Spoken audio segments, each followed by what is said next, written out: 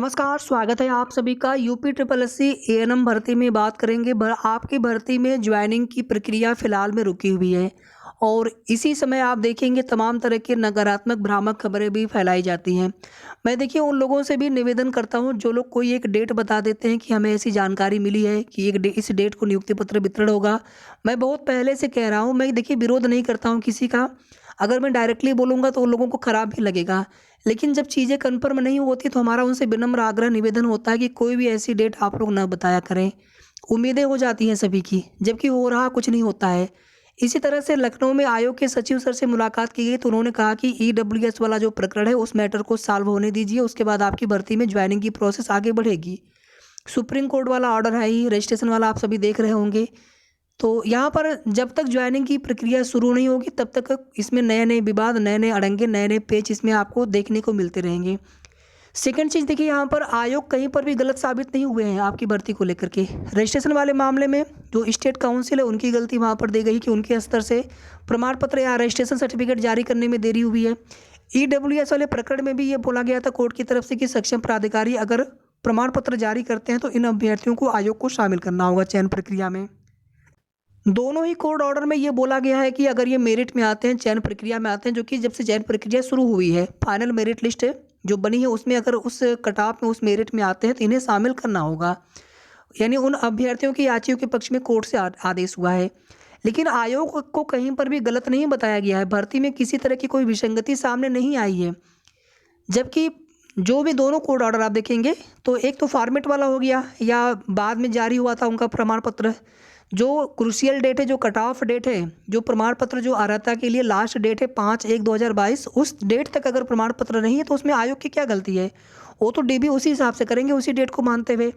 अब किसके रजिस्ट्रेशन कहाँ से जारी हुए हैं स्टेट काउंसिल से, तो वहाँ पर उनकी गलती दी गई है सुप्रीम कोर्ट में।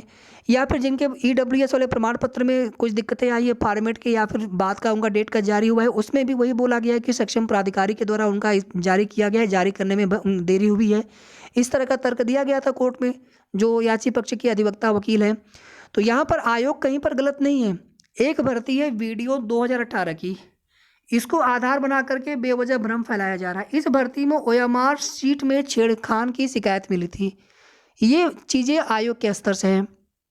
रिजल्ट चेक करना, ओएमआर सीट को लाकर में सुरक्षित रखना, रिजल्ट तैयार करना, डीबी करवाना, ये सभी आयोग का कार्य है। अगर यहाँ पर कोई भी विसंगति अगर आती है तो इसमें आयोग के ऊपर जिम्मेदारी आ जाती है कि जो भी उसमें जिम्मेदार है या फिर भर्ती प्रक्रिया को फिर से कराया जाए, ताकि यहाँ पर जो योग्य मेहनती अभ्यर्थी हैं, जो योग्य है, एलिजिबल है, उनका ही सिलेक्शन होना चाहिए। किसी भी तरह से फर्जी किसी भी अभ्यर्थी का सिलेक्शन ना होने पाए। तो इसलिए वहाँ पर भी आप देखेंगे जितने लगभग 1450-1500 के आसपास वहाँ पर टोटल सीटें हैं, और उसमें भी आप देखेंगे 1100-1200 ओएमआर सीट में, जो ओएमआर सीट होती है उससे छेड़छाड़ की शिकायत मिल गई थी। इस वजह से वहाँ पर भर्ती को रद्द करना पड़ा था। हालांकि वहाँ पर सिलेक्टेड अभ्यर्थी हाई कोर्ट से सुप्रीम कोर्ट तक गए थे, लेकिन वहाँ पर आयोग सरकार की ही जीत हुई थी। तो वो मैटर पूरी तरह से अलग है। जबकि आपकी भर्ती में आयोग के ऊपर अभी तक कोई सवाल नहीं उठा है। इवन आप देखेंगे एक आरक्षण वाला मामला है, उसमें भी आयोग को अध्याचन किसने भेजा? विभाग ने भेजा, वर्गवार कैटेगरी वाइज। तो आयोग उसी तरह से तो भर्ती कराएंगे, तो उसमें भी आयोग की गलती नहीं होगी। अगर बाद में कोई ऐसा कोर्ट ऑर्डर अगर आता है तो हालांकि वहाँ पर आयोग को ही जवाब लगाना है, और उसमें पक्षकार में विभाग को भी बनाया जाता है, सरकार को भी बनाया जाता है। इसी तरह से ईडब्ल्यूएस वाला और रजिस्ट्रेशन वाले मामले में ऑलरेडी आप देख चुके हैं कि इसमें आयोग को गलत नहीं बताया गया है। तो इसलिए जो कुछ भी भ्रामक चीज़ें बताई जा रही हैं कि आपकी भर्ती रद्द भी हो सकती है, तो जो लोग बताने वाले हैं उनको तो कोई दिक्कत नहीं है। इसमें तो बहुत सारे ऐसे भी अभ्यर्थी हो, ऐसे भी लोग होंगे जो चाहते होंगे कि भर्ती पूरी ना हो, ज्वाइनिंग ना हो पाए। भले वे आपके सामने बोलेंगे नहीं नहीं, हम तो केवल अपने न्याय के लिए संघर्ष कर रहे हैं, हम ऐसा क्यों चाहेंगे। लेकिन सबकी मंशा यही हो सकती है। हम देखिए यहाँ पर उनका भी विरोध नहीं कर रहे हैं, अपने न्याय के लिए संघर्ष करिए, अच्छी बात है।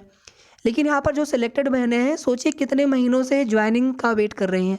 बहुत सारे संविदा कर्मी बहनों ने अपने संविदा वाले जॉब से रिजाइन भी दे दिया होगा। अभी जो जिलेवार डाटा मांगा गया था उसमें भी आप लोगों से क्या मतलब है? आपके जो पहले के अध्याचन रिक्त पद है वो रिक्त पद अभी भी उसी तरह से बरकरार है। ये तो जो नए वाले खाली पद हुए हैं उसको लेकर के डाटा मांगा गया था। सरकार का निर्देश था कि कितने स्टाफ हैं, कितने स्टाफ की कमी है, कितने स्टाफ हमें और इन फ्यूचर चाहिए होंगे। आगे आप देखेंगे यूपी ट्रिपल एस आयोग से भी भर्ती आएगी अस्थाई वाली, लेकिन सबसे पहले ये वाली भर्ती तो पूरी कर लें। पेट 2021 से ये भर्ती पहली भर्ती आपकी है, एएनएम 9212 की।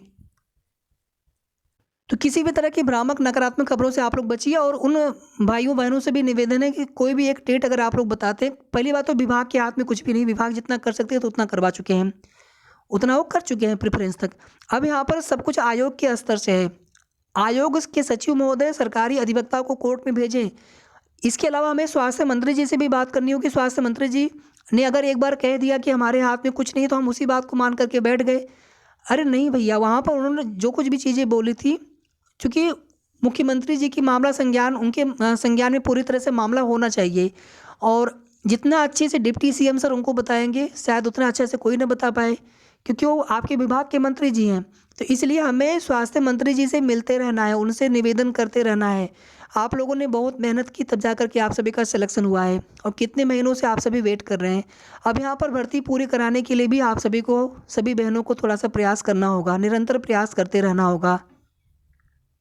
ऐसा बिल्कुल भी ना सोचिए कि डिप्टी सीएम सर ने एक बार मना कर दिया तो उनके पास जाना ही नहीं है, उनके पास हमें बार बार जाना है। वो स्वास्थ्य मंत्री जी भी हैं, डिप्टी सीएम सर भी हैं, अगर वो चाहेंगे तो बहुत कुछ आपकी भर्ती में हो सकता है। हमें उनसे यही तो निवेदन करना है कि सर सरकारी अधिवक्ता को कोर्ट में भेजें, आयोग सचिव सर से भी मिलकर के यही निवेदन करना है कि सर सरकारी अधिवक्ता महोदय को भेजें, पैरवी करवाएं और इस मैटर को सॉल्व करवाएं। जैसा कि हम आपको पहले भी बता चुके हैं कि 2 कोर्ट ऑर्डर है, लेकिन सचिव सर ने यही बोला था कि ईडब्ल्यूएस वाला प्रकरण सॉल्व हो जाता है तो उसके बाद हम फिर ज्वाइनिंग की प्रोसेस में आगे बढ़ सकते हैं। और जब तक आयोग के स्तर से ये मैटर क्लियर नहीं होगा, विभाग आपकी ज्वाइनिंग की प्रक्रिया करवा ही नहीं सकते। पूरी तरह से रुकी पड़ी है प्रक्रिया, कोई काम नहीं हो रहा है। इवन जो जिला अलाटमेंट होना था वो भी कार्य रुका पड़ा है। उसमें भी अगर कोई ये कह रहे हैं कि उसमें जिला अलाटमेंट हो गया है या फिर अभी उसमें चल रहा है काम, तो ये पूरी तरह से गलत है, अभी झूठ है। अभी इस तरह से कोई भी चीज़ें नहीं है, वो बहुत बड़ा काम नहीं है। अगर यहाँ से मैटर क्लियर हो जाएगा तो विभाग उस कार्य को बहुत जल्दी कंप्लीट कर लेंगे, बशर्ते आपकी भर्ती में एक बार ज्वाइनिंग लेटर की वितरण की प्रक्रिया शुरू हो जाए। उसके बाद फिर ज्वाइनिंग लेटर सबको मिल जाएंगे, फिर वहाँ पे प्रोसेस नहीं रुकेगा। लेकिन चूंकि एक भी अभ्यर्थी को नियुक्ति पत्र वितरण नहीं हो सका था, दोनों ही कोर्ट ऑर्डर से नियुक्ति पत्र वितरण नहीं हो पाया। दोनों ही, भले ही आपकी भर्ती पर कोई रोक कोई दिक्कत ना हो, लेकिन उन याचियों को, उन अभ्यर्थियों को आपकी भर्ती में शामिल करने के लिए बोला गया था। 9 तारीख की डेट यहाँ पर देखिए फिक्स है, और 9 तारीख से पहले पहले मुख्यमंत्री जी से, डिप्टी सीएम से और यहाँ पर आयोग के सचिव सर से, तीनों लोगों से हर संभव प्रयास करके मुलाकात करने की कोशिश करनी है।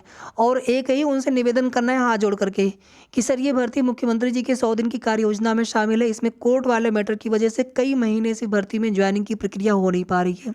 कम से कम 30 से भी ज़्यादा, 32-33 या उससे भी ज़्यादा हो सकता है डेट लगी हो। हमने काउंट नहीं किया, लेकिन डेट काफ़ी ज़्यादा लगी। लेकिन जब आप सरकारी वकील को भेजेंगे नहीं, मामले की पैरवी करवाएंगे नहीं, तो ये तो मैटर कितना लंबा चलेगा। फिर आगे और भी इस तरह से नए नए विवाद आते जाएंगे। भर्ती को फंसाने वाले भी लोग हैं कि भर्ती पूरी ना हो, भर्ती में ज्वाइनिंग ना होने पाए। तो इसलिए सर यहाँ पर हम लोग निवेदन कर रहे हैं कि भर्ती को आप जल्द पूरी करवाएं, कोर्ट वाला मैटर निस्तारण करवाएं, और इसके लिए सरकारी वकील को कोर्ट में भेज करके पैरवी करवाएं।